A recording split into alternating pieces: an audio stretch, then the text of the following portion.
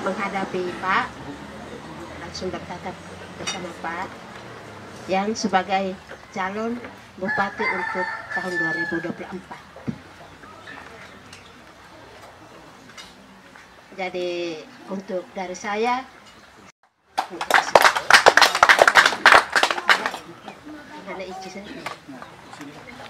saya juga sebagai pendukung, itu jelas saya. Itu yang pertama. Yang kedua, segala visi misi Pak tadi yang saya sudah pegang, ya kita sama-sama sudah pegang ya. Jadi ini menjadi mungkin menjadi pedoman kita untuk nanti kalau Pak terpilih, dan kita dukung semua ya, bisa. Ya. Itu yang kedua. Lalu secara skop desa, ini saya Pak Desa tidak ada, tapi saya mewakili mengatasnamai beberapa masalah yang ada di sini dari tahun ke tahun Pak ya. Dari periode ke periode, macam di Nawakota ini sinyalnya itu, jadi ya setengah mati. Yang itu sudah diusulkan terus menerus waktu Musrembang Cam sampai di daerah juga belum ada ya tanda gitu. Baik, jadi mungkin kalau Pak terpilih maka mungkin salah satunya itu. Tower apakah ya? Bukan sejenis itu. Ini kami masih ambil dari Boru ya. Ya. Kami masih ambil dari Boru dan harus kontribusinya harus juga ke Boru, retribusinya begitu. Gitu. Tapi di Nawakota di Duang ini kami ada sumber tapi di bawah dasar sekali, di bawah legong sekali, tidak bisa kita naik ke kampung ya, ke bawah sekali, mungkin 800-an meter. Jadi mungkin ada teknik-teknik baru, mungkin teknologi baru yang mungkin bisa naikkan dia ke atas sampai di desa bisa. Ada waktu, ada kesempatan, ya kita juga ingin semacam proposal begitu, kita bisa buat untuk kedepannya. Laskar Ribu Ratu, pejuang untuk Ribu Ratu Flores Timur Perpus di Nawakota. Itu yang pertama. Yang kedua, ini saya kenapa sedikit cerita pengalaman ya? Karena untuk Nawakota ini setiap tahunnya itu selalu ada calon-calon selalu masuk di Nawakota. Tapi setelah dipilih, di akhir periode juga tidak pernah masuk ke Nawakota, tidak pernah masuk. Sehingga harapan kita kesempatan ini khusus secara pribadi dan masyarakat Nawakota, seandainya ini kan hanya minta dukungan saja, ini masih bakal calon dan kami Nawakota siap untuk memilih Bapak, siap memilih Bapak dengan beberapa masuk atau catat. Yang pertama itu ini hari kan baru pengenalan, harapan kita jadi Nopai atau mungkin berarti saudara. Jangan sampai hari ini kenal habis dan jadi musuh. Itu yang kedua. Yang ketiga itu masukan dari pengusul kedua Pak Polus ini penting sekali karena memang perjuangan setiap kali kita pakai, tapi tidak ada sinyal, tidak ada kepastian. Terbukti itu peresmian di bawah itu memang dalam usulan stasi. Sudah mau 6-7 tahun baru kemarin peresmian. Sehingga harapan kami ya hari ini kami siap dukung Bapak dengan beberapa catatan tadi. Hari ini baru calon. Harapan kita jadi teman dan kita dari Nawakota. Hanya itu saya kembali. Saya terharu tadi mengatakan laskar, artinya pejuang untuk Ribu Ratu. Memang laskar juga itu kita ambil dari singkatan nama. LA itu Lukman. Lalu yang Z ini dengan apa namanya Kar itu adalah diri untuk Ribu Ratu.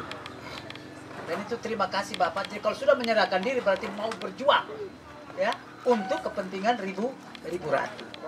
Memang mungkin tadi ada yang berpikir ini laskar ini tidak ada kaitannya dengan Pak Lukman dan Pak Saka, apanya ada kaitan.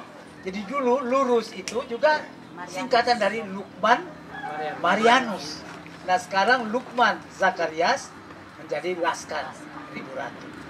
Nah mudah-mudahan kali ini kita sudah belajar kali lalu di mana titik-titik lemah kita ya, yang tadi saya sudah ungkapkan.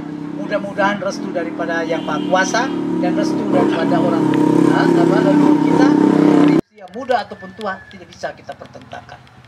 Contoh lagi Amerika Serikat, pilih presidennya itu, ya, dulu Trump, belum 41 tahun, sekarang Joe Biden, itu berapa umurnya?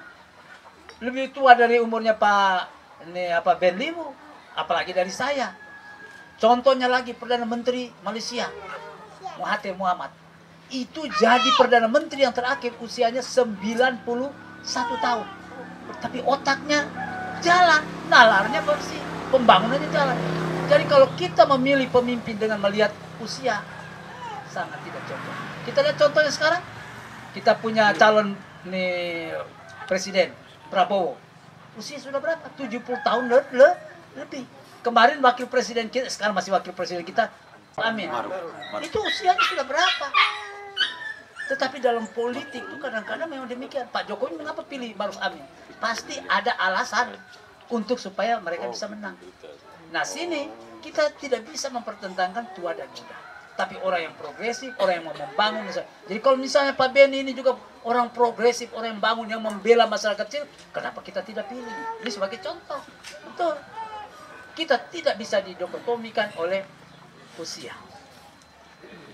Jadi mama bapak, saya harapkan nanti ke depan juga jangan sampai ada calon yang lain, ini sudah tua, ini sudah tua tuh.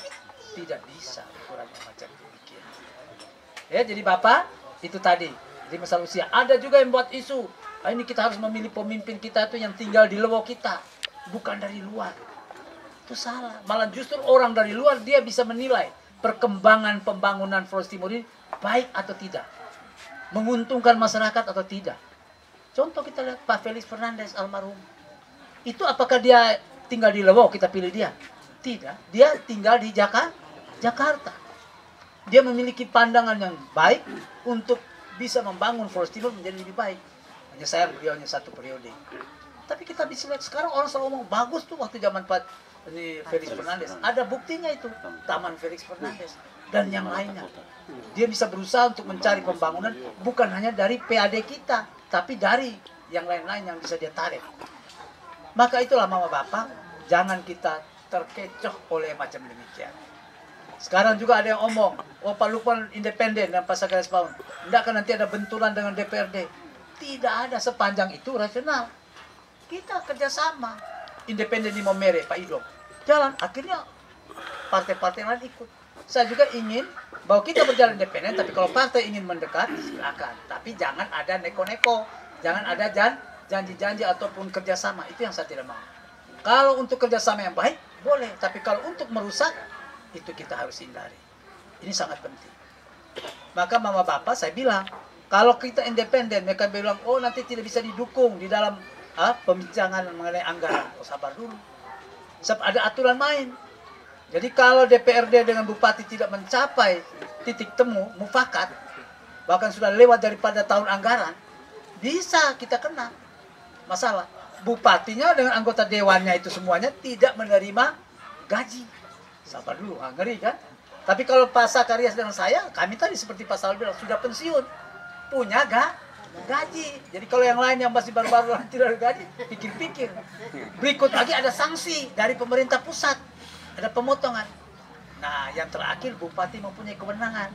Kalau Anda tidak setuju dengan APBD kita ini, Bupatinya bisa menggunakan plafon anggaran APBD tahun sebelumnya. Kan ngeri. Nah, kalau saya sudah gunakan itu, misalnya anggota dewan mau minta masukan, ini aspirasinya reses, sabar. Ini sudah bisa, sinyal kok bisa. Ini yang sekarang masalahnya, Pak. Karena ada proyek kan,